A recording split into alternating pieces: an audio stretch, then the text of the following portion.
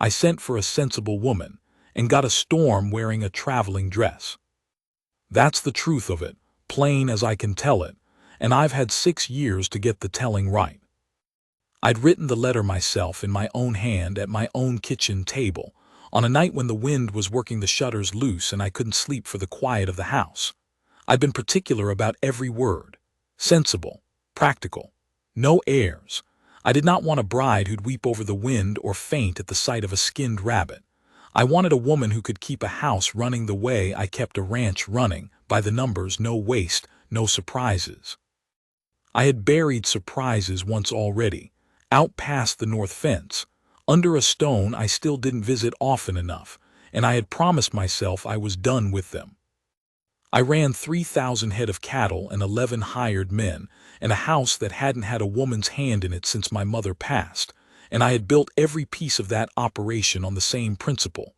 Know what's coming, and you'll never be caught out by it. I knew the weather by the color of the sky.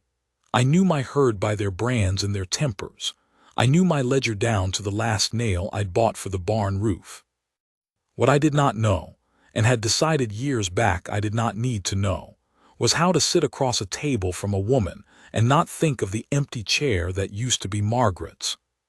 So when I sat down to write to the Marriage Bureau in Bismarck, I did not ask for pretty. I did not ask for young, though I supposed she would be. I asked for sensible, and I asked for practical, and I told myself that was the whole of what I wanted. And I believed it, the way a man believes a fence will hold before the flood comes through. The answer came back inside 3 weeks, faster than I'd expected, and I remember thinking that should have told me something.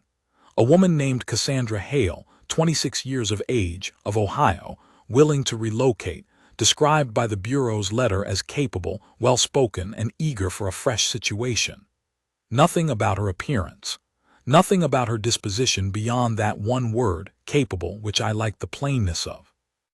I wrote back and set a date, and I did not think much more about it until the morning of the train, when I stood on the platform at Prairie's End in my good coat, feeling like a fool for wearing it, and told myself this was a business arrangement and nothing more. The noon train pulled in on time, which I noted and approved of, and the platform filled with the ordinary business of a depot, a crate of chickens complaining, 2 drummers arguing over a hotel bill, old Mrs. Petrie waiting on a parcel from her sister. I stood apart from it with my hat in my hands and my eyes on the passenger cars, watching for a woman who would step down plain and unremarkable, the way her letter had promised. What stepped down instead was a woman in a green traveling dress 2 shades too bright for practical, with a hat that had clearly lost an argument with the wind somewhere around Ohio, and a birdcage, an actual birdcage, empty, swinging from one gloved hand, and I checked the letter in my coat pocket like it might have changed in the walking from the house to town. It hadn't Cassandra Hale, sensible, practical. Mr. Farrow, she said it like a question she already knew the answer to, looking me over the way I imagine a buyer looks over a horse he's already decided he doesn't want but is too polite to say so. You look exactly like a man who writes letters demanding sensible. You look exactly like a woman who ignored one. She laughed, not a polite laugh, a real one, quick and low, and something in my chest did a thing I did not appreciate at all. Around us the platform seemed to quiet by degrees, the drummers stopping their argument, old Mrs. Petrie turning her head, everyone in Prairie's End suddenly very interested in the rancher and the woman in the too bright dress. The birdcage was my aunt's, she said before I'd asked, setting it down at her feet like it weighed nothing at all despite how her arm had clearly been aching from it the whole ride. I don't have a bird. I have a cage and a very firm belief that I'll need it for something eventually. Practicality, Mr. Farrow, comes in more shapes than you've allowed for. I've allowed for exactly one shape, and it wasn't wicker. Then you're about to have your allowances expanded. She said it lightly, but there was a flicker under it, quick as a struck match, and gone before I could be sure I'd seen it. The look of a woman who'd said something like that before, to someone who hadn't taken it well. I picked up her trunk, heavier than it should have been, and I'd learned later that was books, a whole crate of them, poetry and almanacs both, packed in with no more sense than the rest of her. And I said the only thing I could think to say, which was, "The wagon's this way." She fell into step beside me like she'd been doing it for years instead of minutes, and Prairie's End watched us go the way it watches everything, which is closely and without shame. I felt every eye on the back of my neck the whole walk to the wagon, and I told myself it didn't matter what the town thought, and told myself that a second time when I realized I was walking slower than I needed to, just to keep her beside me a moment longer. I will admit the ride out to the ranch was quiet at the start, and I will admit that was my doing. I did not know what to say to a woman who was not the one I'd asked for. I had built my whole operation on knowing what came next, the branding in spring, the drive in fall, the ledger balanced to the penny every Sunday night, and here was a variable I hadn't accounted for, sitting 3 feet away smelling like train dust and lavender water, humming something under her breath that I didn't recognize. "You don't talk much," she said finally, somewhere past Miller's Ridge, where the land opens up wide and gold, and the wind runs unbroken all the way to the tree line. "I talk when there's something worth saying." "That's going to be a very quiet marriage then, because I intend to say a great many things that aren't worth saying, purely for my own amusement." She turned to look at me, and there was something steady under the humor, something that made me look back longer than I meant to before I remembered I was driving a team and ought to mind the road. "I answered a great many letters before yours, Mr. Farrow. Yours was the only one that didn't ask what I looked like." "Didn't matter to me." "It matters to most men. I wondered what kind of man it didn't matter to." She looked out at the flat gold country running past us, and her voice went quieter, less performed. "I still haven't decided." Neither had I, if I'm honest. But I decided something else, small and stubborn in that wagon seat, that whatever she wasn't going to be undone by Prairie's End, or by me, without a fight. I didn't know yet that the fight would mostly be with myself. "Why'd you answer it?" I asked her, before I'd thought better of asking. A letter that only said sensible and practical. Most women want more than that from a stranger. She was quiet a moment, and when she spoke again the humor had gone out of her voice entirely. "Because I've had enough of men who wanted a great deal from me and told me so at length," she said. "My father died owing money to half of Cincinnati, and my brothers spent 2 years trying to marry me off to whoever'd take the debt off his hands along with me." A letter that asked for sensible instead of pretty and asked nothing else. It read like the truth, Mr. Farrow. I've had precious little truth handed to me lately. I thought I'd take it where I found it, even in wicker cages and green dresses that were a mistake to pack. I didn't have an answer for that worth giving, so I didn't give one. But I understood her a little better after it, and I think she understood that I'd heard her, because she didn't fill the silence that followed the way she'd filled the ones before it. We rode the rest of the way with just the sound of the wagon and the wind, and it was, strange as it is to say, the most comfortable silence I'd sat in since Margaret.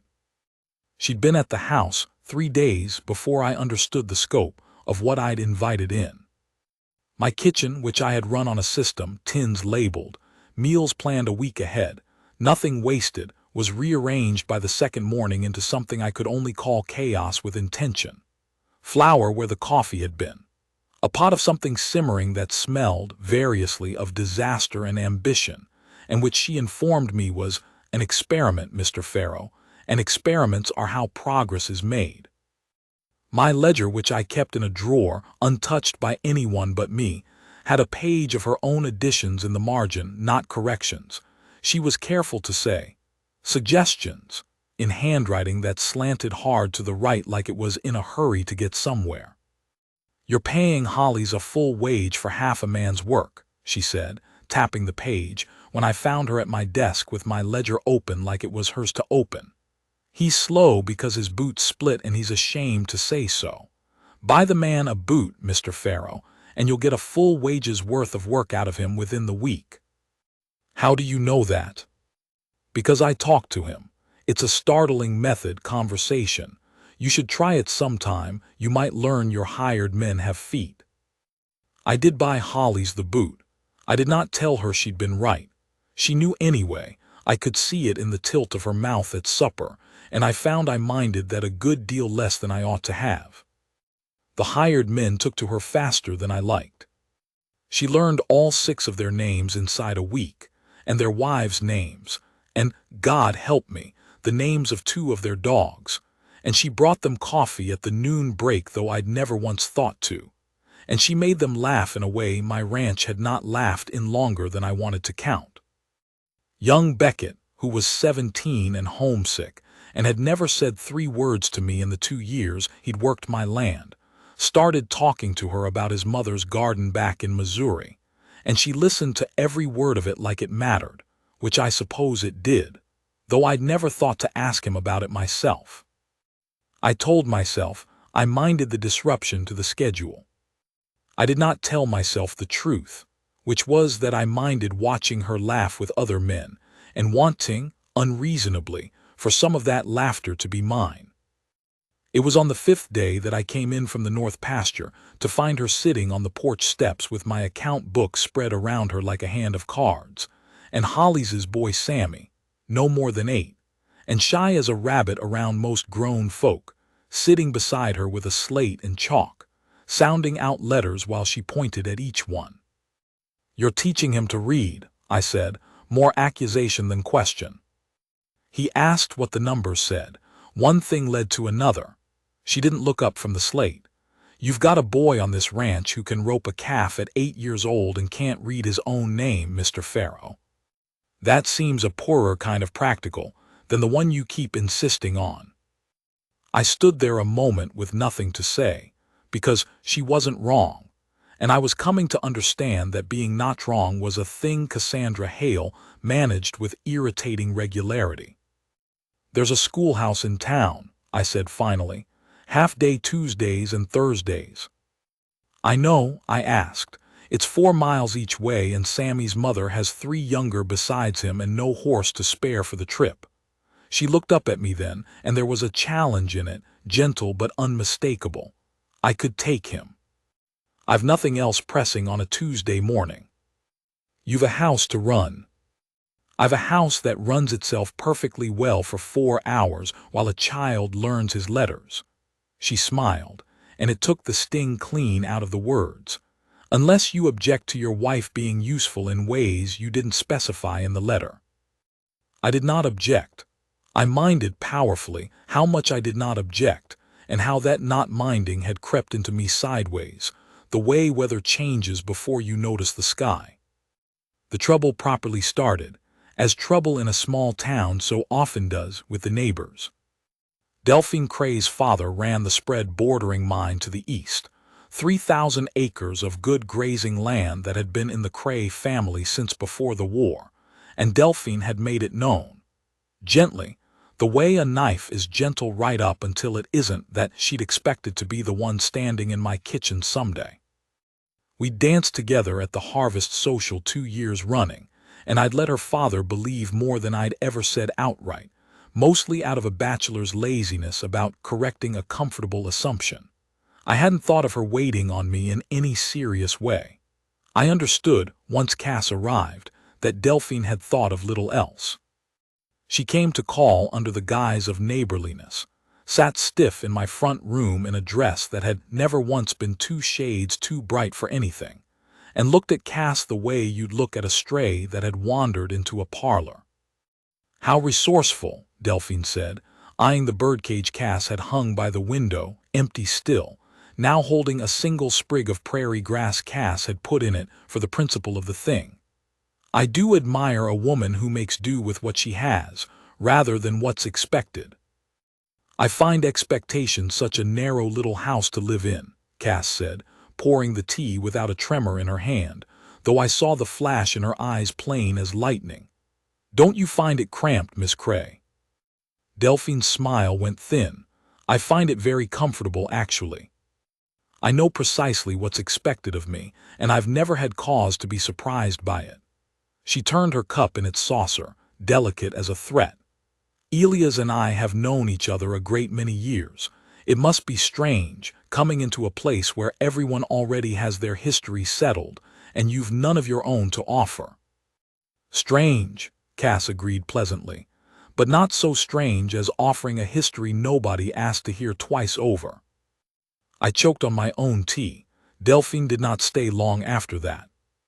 When she'd gone, Cass sat very still at the table, the good humor draining out of her face by degrees, and I understood too late, the way I understood most things about her too late, that the birdcage joke and the quick tongue were armor, and that underneath it she'd heard exactly what Delphine meant her to hear. "You don't belong here, and everyone knows it, and it's only a matter of time before he sees it too." "She's not wrong that you knew her first," Cass said quietly, not looking at me. "She's not right about much else." "Isn't she?" Cass turned the teacup in her own hands, an unconscious echo of Delphine's gesture, and it struck me how much the two women were alike in their armor and how little alike underneath it. "I came here on a letter, Elias. I've no history with this land, no family nearby, no claim on anyone's good opinion but what I can earn with my own two hands in a handful of weeks. If you decided tomorrow this was a mistake, I'd have nowhere to go and no one to go to. That's not a comfortable position for a woman to sit in, however brightly she dresses it." I didn't know what to say to that, not yet, not with Margaret's ghost still sitting between every word I might have offered. So I said something smaller and truer instead. "I bought Holly's a boot because you told me to," I said. "I let a woman rearrange my kitchen and correct my ledger and teach my hands children to read inside of a week, and I haven't once told her to stop. That's not nothing, Cass. That's a man who's already decided a good deal more than he said."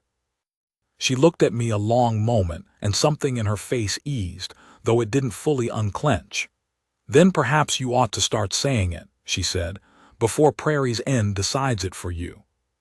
I did not say it, not for weeks yet, because I am a slow man about the things that matter most, and because Margaret's stone out past the north fence had a way of pulling my thoughts back to it whenever I got close to saying something I couldn't take back.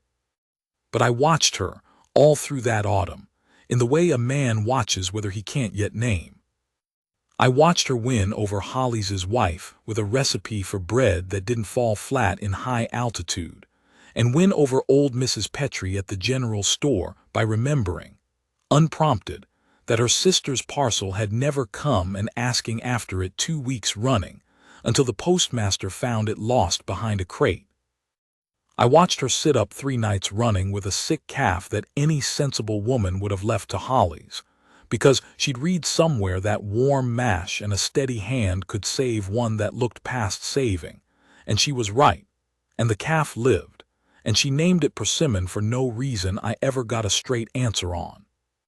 I watched her go to church in Prairie's End that first Sunday in a dress mended at the hem, where the green traveling dress had torn on the wagon step, sitting straight back through Delphine Cray's cool stares, and the whispered speculation of women who'd known every family in the county for 2 generations and none of hers. And I watched her walk out afterward with her chin up and a smile for anyone who'd meet her eye, and I thought, there is nothing sensible about her at all, and I have never in my life admired anything so much. The town social came in mid-October, the last gathering before the weather turned serious, held in the Grange Hall with fiddle music and cider, and every family within 20 miles crowded in against the coming cold. I had not danced since Margaret. I had told myself in the years between that dancing was a young man's foolishness, and I'd outgrown it, and had believed that the way I believed a good many things I'd built to keep from feeling anything at all. Cass wore the green dress, mended and let out at the seams where she'd taken in the waist herself with a needle I hadn't known she owned.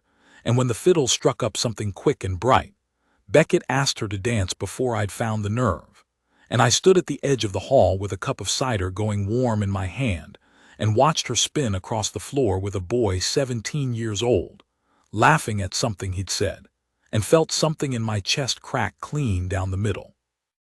Delphine found me there, of course. She always did. You look like a man watching something he's lost, she said, not unkindly, which somehow made it worse. I look like a man who hasn't danced in 6 years and doesn't much know how to start. That's not what I meant, Elias, and you know it. She followed my gaze to where Cass had moved on to old Mr. Petrie, patient and laughing as he fumbled the steps his rheumatism no longer allowed him gracefully. She's charming everyone in this hall. She charmed me half a step before I remembered myself. Delphine's voice went softer, and for a moment the armor came down entirely, and I saw a woman who'd spent 2 years building a future around an assumption I'd let her keep too long. I'm not going to pretend I'm glad of it. But I'll tell you what I told my mother, since I know she's asked you the same in her own roundabout way. A man doesn't watch a woman like that, across a crowded room, unless something's already decided itself in him, whether he said it aloud or not. She left me there before I could answer, which was, I think, its own kind of kindness. I set down the cider and I crossed the hall, and I asked Cassandra Hale to dance in front of the whole of Prairie's End, and she looked up at me with a startled brightness that undid the last of whatever careful distance I'd been keeping, and said, I was beginning to think you didn't know how. I don't much. I'll likely step on you twice before the song's done. Then we'll match, because I intend to step on you at least once out of spite, for making me wait 6 weeks to ask. I stepped on her twice. She stepped on me once on purpose, grinning the whole while, and the whole Grange Hall watched us do it, and I did not care one particle for what any of them thought, for the first time since I could remember caring at all. The weather turned hard in the last week of October, the way it does on that flat country, with no warning worth the name. A bright cold morning giving way by noon to a sky gone the color of a fresh bruise, low and mean, and moving fast from the northwest. I'd seen enough Dakota autumns to know what that sky meant, and I did not like what it meant with 200 heads strung out along Miller's Ridge, and only hollies and young Beckett out to bring them in. I was saddling my own horse inside 5 minutes of the sky turning, shouting for the rest of the hands to follow soon as they could saddle up, and I was 3 miles out and closing on the ridge when the first hail hit, fist-sized and driving sideways on a wind that near took my hat clean off. And I knew, the way you know weather when you've lived in it your whole life, that we were going to lose stock, and maybe men, if we didn't move fast and move smart. It was Cass who moved smart. She'd ridden out after me, against every rule I had, against every sensible bone I'd once believed I wanted in a wife, against my own shouted instruction as she passed me on the trail that she was to turn around and go home, with a spare wagon and every lantern and blanket the house owned. Because, she told me later, she'd watched that sky same as I had and known exactly what it meant for men caught out in it without light or warmth coming on toward dark.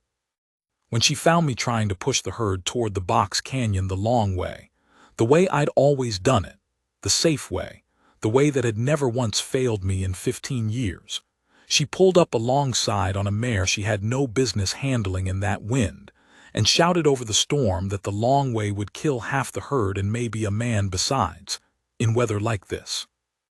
How do you know that? I shouted back, hail stinging my face raw, the cattle bawling and shoving in a panic that was 2 breaths from a stampede in the wrong direction entirely. There's a cut through the rocks a half-mile east, Sammy showed me on a walk, back before the frost. Narrower but faster and out of the worst of the wind. I don't know that cut's sound in this weather. I don't either.